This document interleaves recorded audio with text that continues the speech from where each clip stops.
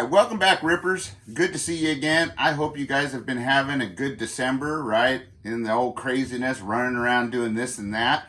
But more so, I hope you guys are changing this Christmas, maybe starting some new traditions, things like picking names again. And now that my kids are older, we're doing limits and so forth like that. And as they get older, we'll eventually pick names. But with the way the times are these days, well, it's one of the ways we can cut back and really get back into living a sustainable lifestyle rather than a consumer lifestyle, right? Right. So, this year we kind of limit things down to a certain level on Christmas gifts, which usually really only lets there be one main Christmas gift and some stocking stuffers, right? And that's just the way it is, right? And it's the way we should all be reacting right now, especially with what may be coming, right? Because when there's uncertainty in the future, the thing you want to do is build security, right? And build sustainability, right? Those kind of things, right? Build relationships with your family, maybe repair old ones. Get to know your neighbors, build groups, networks, right? Both locally at a neighborhood level, but even a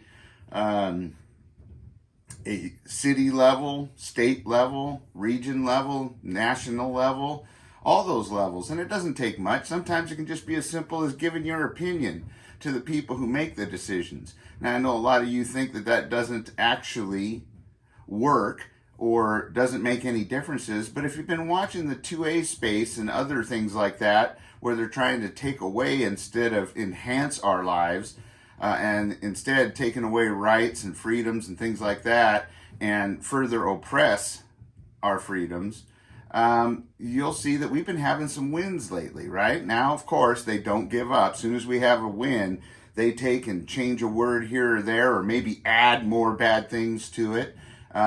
Or just flat don't care and resubmit it, either in the same state or in another state, which means you can never stop the fight because that's what they're counting on. They don't have to worry about being run down, well, because they don't have bosses above them. They don't have money concerns. They don't have to worry about turning a profit.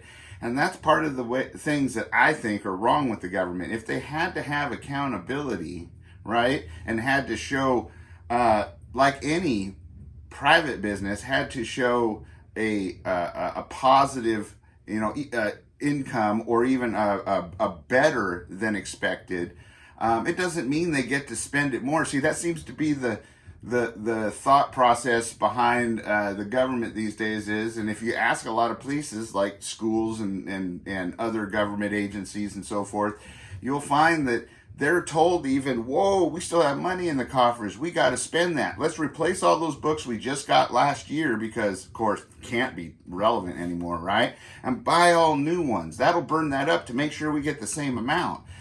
Doesn't it make more sense to say, hey, great job at saving 50 grand.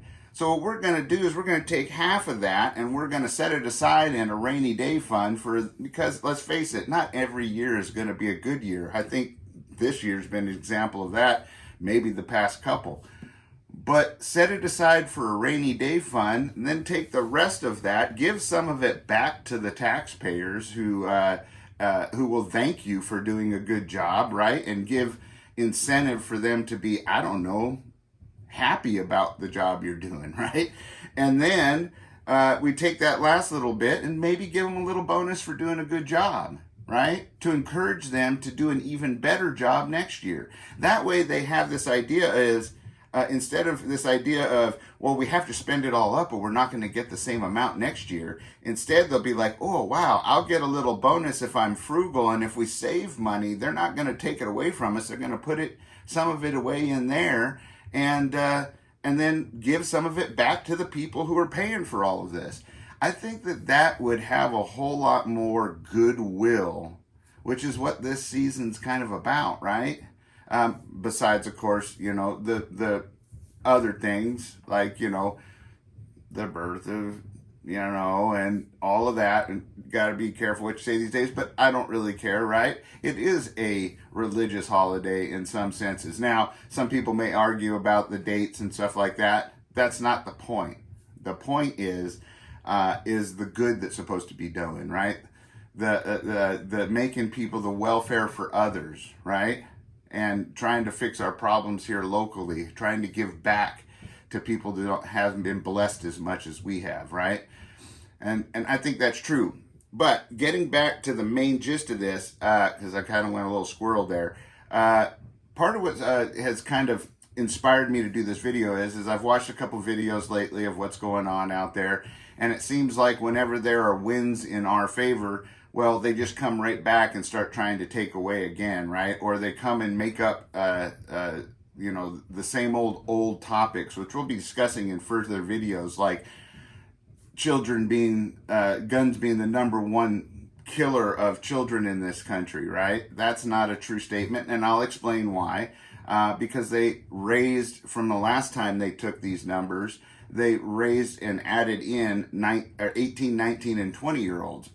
Well, I consider my kids young adults at that point, and they have more responsibilities that they have to take on, right? And, you know, let's just face it, we put them and give them rifles and let them come into the military and allow them to give their lives to defend our country and so forth like that at the age of 18, right? So why would we all of a sudden add those in? Well, the reason is because we got to get those numbers to work right. They also didn't take out, or at least tell you about, the 60+% of those numbers that are suicides, where people, which I think speaks loudly to the real problem that's going on, is it's a mental defect issue, right? It's a mental health issue that needs to be addressed, because in many of these situations, when you research into it, you find out that there were many opportunities for them to stop this person because they were on the radar, or should have been, but for some reason paperwork didn't get filed right, they didn't have the resources to deal with it, whatever excuses they give, the ball was dropped. Let's just say it, right? And when the ball's dropped and it causes significant damage to the public like that, and the tragedy, especially when we're talking about kids, because who doesn't have a soft spot and care about the safety and security of kids? I know I do. But I also know that I could get in there and solve the problem, and it wouldn't really cost all that much, and it would be common sense measures in order to stop that, right? So that being said, we'll go into that more in another video, because I think it needs further depth, that we need to talk into it. But that being said, things are changing, right?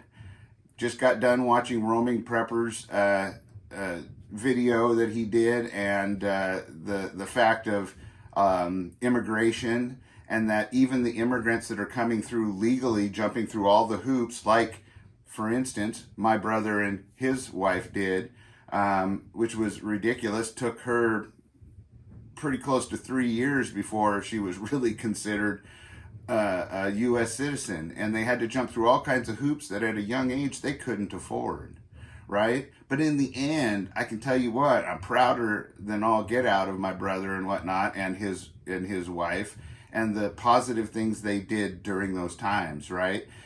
They added something to our country, just like Roaming Prepper was saying. The person he was talking to was saying, you know, I came here, and I came here because I want the opportunities, and I'm thankful for the opportunities, and I want to do something for this country and be part of this country. But then their own words were, the problem is they seem to be letting in all the people that don't mean well for this country. And this is from an immigrant's own words, people that he even fears that are being let into this country, that he wants to be a part of because of safety, security, and the ability to grow and prosper, right? Well, I think even in my own neighborhood, and this is a story I want to share with you, and the reason I believe that people should have the right to carry, and that anybody that wants to carry should carry, right, is because no matter what, you're only going to be the only one that can be your own first responder. Now, it doesn't mean it's always going to work out in your favor, but it is the facts. And I'll tell you, here's why I say so. Recently, we had 2 weekends ago, 3 shootings that happened. And when you look into those shootings, of course, people are like, oh, and they're all scared and panicked and everything about it. And rightly so, they should be. And I'm glad they're paying attention, but they don't watch for the following articles or look into the reports when they get back to page 1500 in the paper or in the or out of the algorithm on the interwebs, right? Is you come to find out they all had things in common. One of them we had was a shooting in front of our busy restaurant, Buffalo Wild Wings. Look into it yourself if you like. I live in Southern Oregon. You should be able to find it. It's a beautiful area here, a nice small town. I've always said in the past that it's a kind of town you don't have to lock your doors in, and you don't have to worry about any kind of major gang violence or violent crimes and stuff like that. Yet we do have our cases of those. They were few and far between, but not so much anymore.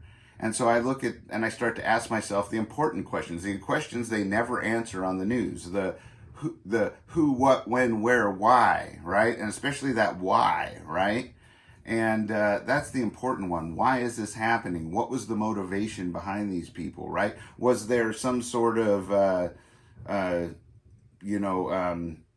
something in common between all of these cases? And so we had a shooting out in front of Buffalo Wild Wings between two groups of people that in that time, there was actually a police officer that was on patrol in that area, yet he didn't get there in time.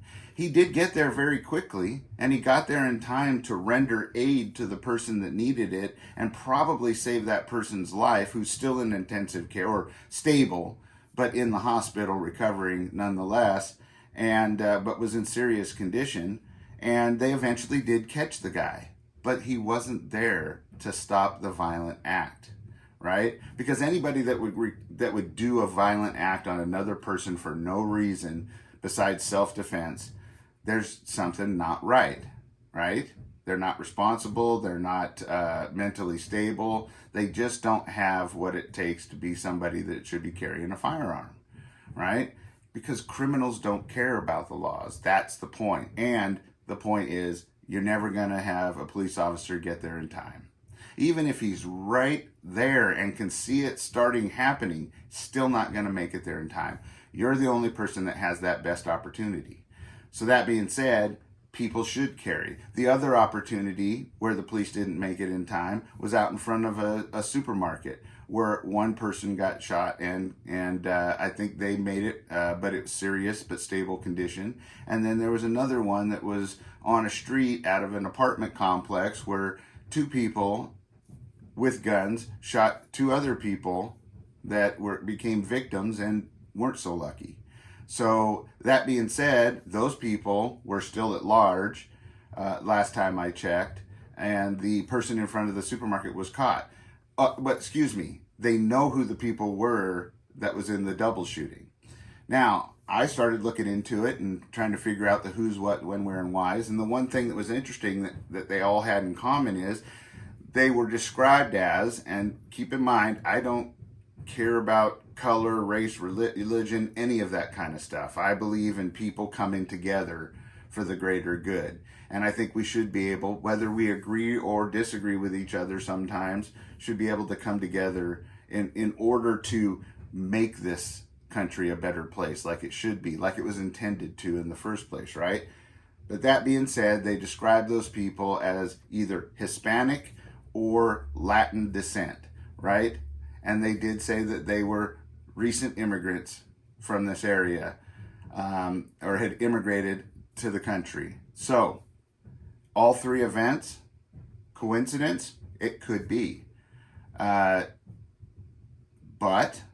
it does say that there is a change going on, and we have to defend ourselves.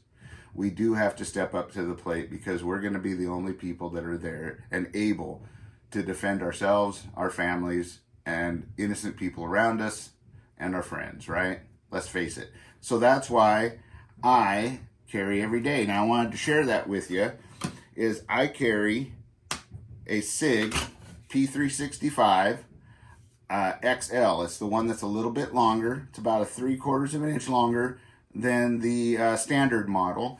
It had a threaded barrel, or I put a threaded barrel on it so that I could put a compensator on it. This is the Harrington Arms Incorporated compensator on the front. It's a 2-port upper comp. I added comps to the, or holes to the side, because there was enough gas to be utilized coming out of this little short gun.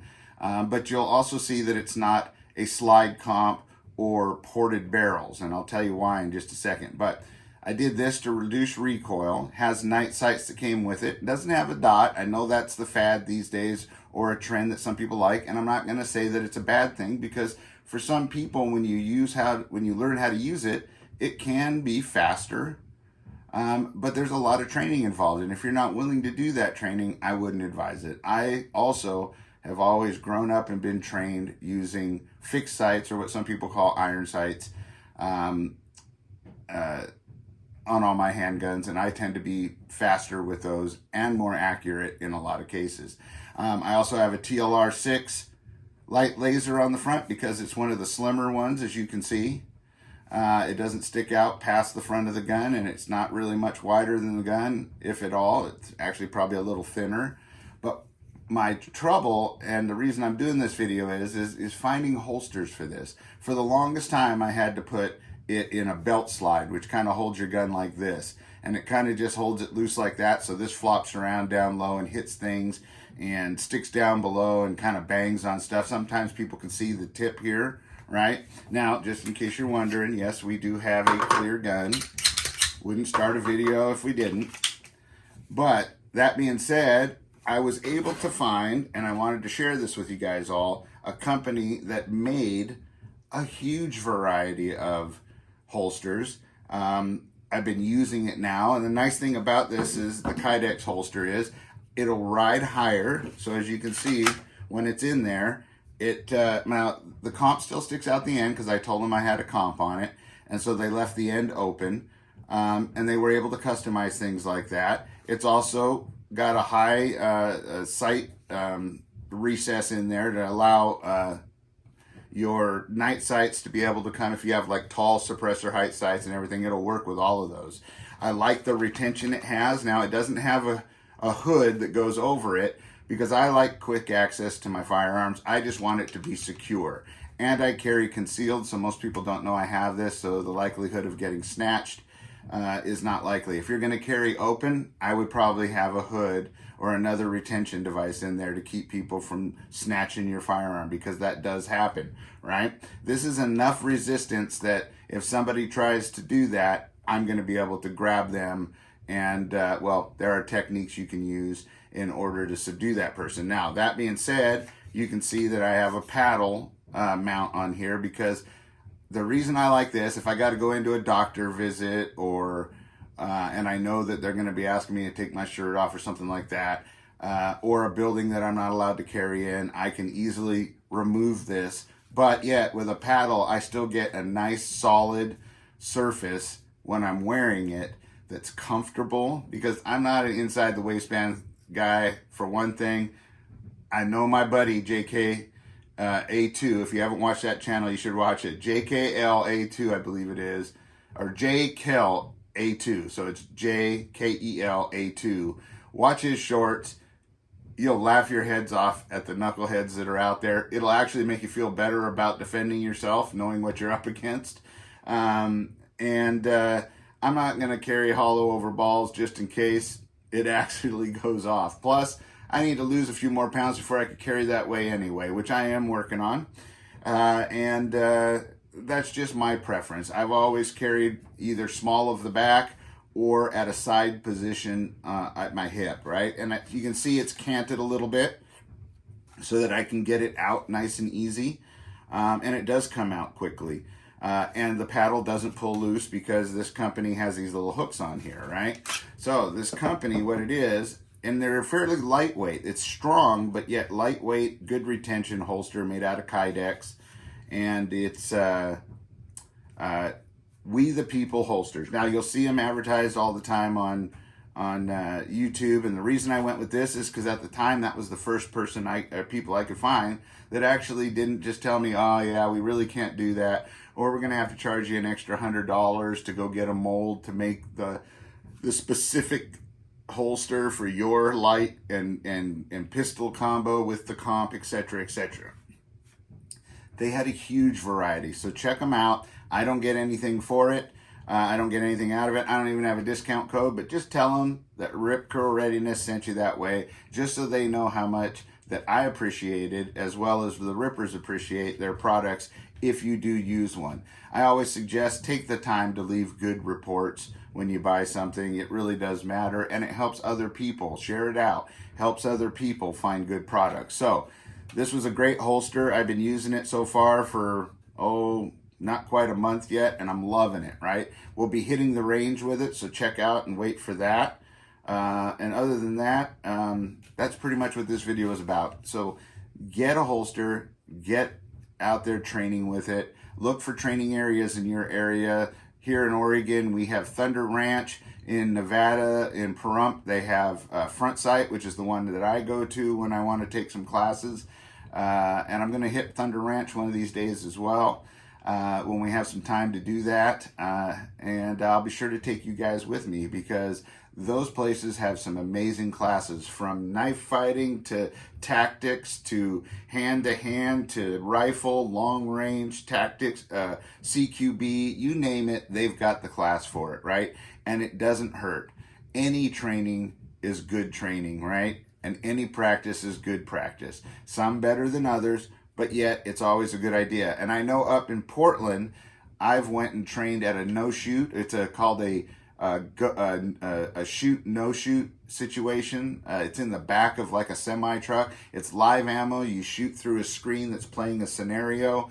You have behind you a person that's an instructor, excuse me, that will critique whether or not you made the right choice. That is a critical, especially if you're going to carry out in public, kind of training you want to do. It's called shoot no shoot situational training. That way you know when it's appropriate to react, take your gun out, all those kind of things. And I think they've even got it to the next level now, where there's cover that's inside the room so that you can take cover. And if you don't, they remind you by shooting back at you with either a paintball or simunition or something like that. So it gets you in the habit of doing things like taking cover, knowing what the difference is between hard cover, concealment, right? Soft cover, and no cover at all, right? Also doing things like magazine changes, where you retain your magazine as you load the next one, because in a real life situation, you don't want to necessarily just dump it on the ground, right? Because you may need that magazine later. And you know, say the altercation happens and it's over and you can't find it, well, you're down a magazine even if you have ammo to reload. So it doesn't hurt, and it doesn't take you much longer to do. A reload with retention is fractions of a second less than a reload without retention. So those are just some suggestions that I have. Also got some upcoming videos.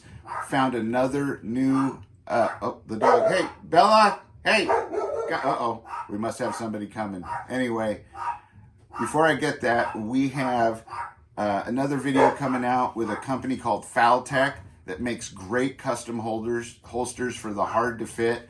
Plus they're convertible. They can either be paddle, belt clip, or medium drop. So stay tuned for that. Check it out. You'll enjoy those. The guy is a great guy to deal with, knows exactly what you need. It was the easiest to order. So these two companies are great choices. These guys is more of a production facility that has them, you know, in all different types where you could get it quickly if you need it quickly. Faltech takes a little bit more time, but I think we're going to see a difference between the two, and we'll do a comparison video when that time comes. So until next time, be safe, be secure, always be aware of your surroundings, especially right now, right? And be getting ready and prepared for what may be coming. Until next time, adios.